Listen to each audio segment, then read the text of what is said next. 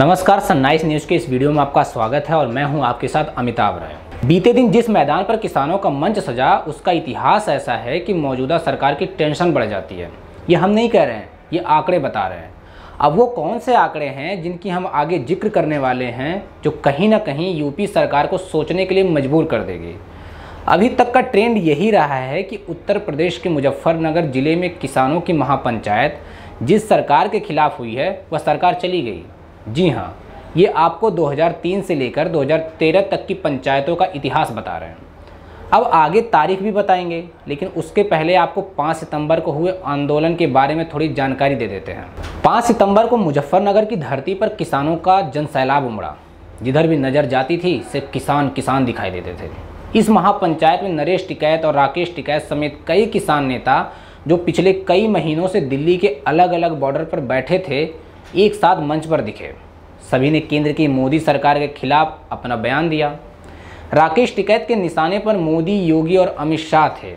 टिकैत ने जमकर उनके खिलाफ बयानबाजी की। किसान नेताओं ने बोला कि वोट पर चोट करनी होगी, लेकिन अब वो तो वक्त ही बताएगा कि किसानों की बातों का कितना असर दिखता है। लेकिन अब आपको उस इतिहास से रूबरू करवा देते हैं जो इस मैदान से जुड़ी है। भारतीय किसान यूनियन से जुड़े किसान जिस सरकार के खिलाफ एकजुट हुए हैं, वह सरकार सत्ता से बाहर होती रही है।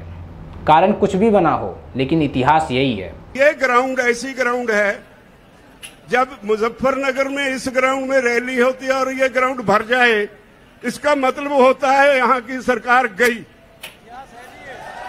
3 मई 2002 से 29 अगस्त 2003 के लिए मायावती यूपी की सीएम थीं। इसी बीच 4 फरवरी 2003 में जीआईसी के मैदान पर भाकियू की महापंचायत बसपा की मायावती सरकार के खिलाफ हुई थी। भाकियू अध्यक्ष चौधरी महेंद्र सिंह टिकैत पर कलेक्ट्रेट में हुई लाठीचार्ज के विरोध में किसान जुटे थे। इसके बाद हुए चुनाव में मायावती सत्ता से बाहर हो गई थी।